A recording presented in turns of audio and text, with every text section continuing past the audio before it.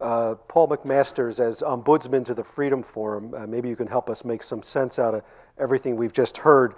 You wrote a column some years ago called with the headline, Denial of Access Shushes the Democratic Process. I don't know if you remember that, but I guess my question to you is not only what is the current state of affairs, but is there too much shushing still going on, or have we reached a pretty good balance? Well, I think there's several problems. The one that pops out from hearing what Bob had to say and what Kelly just had to say is that I may have to go as an access advocate to a fallback position that eventually we should demand the right to wear pajamas down to the courthouse to access some of these records.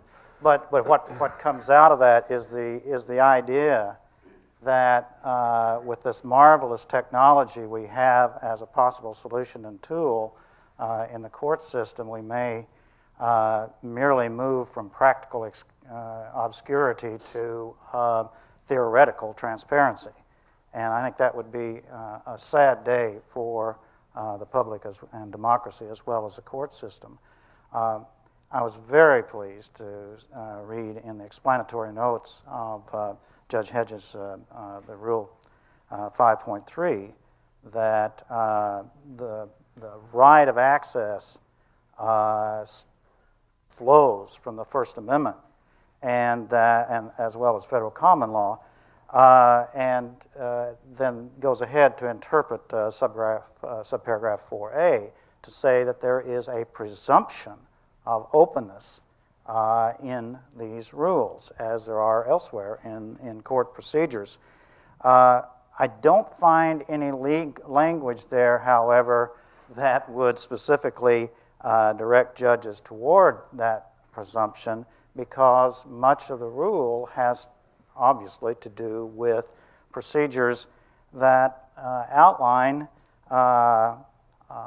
how to make things run a little more smoothly, and includes dockets that can be sealed, blanket protective orders that can be issued, discovery material that can be sealed, and settlements that can be secret. That really presents a situation where the burden for making sure that things are not unnecessarily or arbitrarily sealed is shifted to interested parties. And yet with these conditions in place, I'm not a lawyer, so maybe I'm not clever enough, but I can see that it would be pretty difficult sometimes for interested parties to get any leverage in there to, number one, find out what to challenge, and number two, to prevail in any such challenge. So I think that kind of thing is across the board, not just in the rules that Judge Hedges talked about, but in other things that go on in courts today.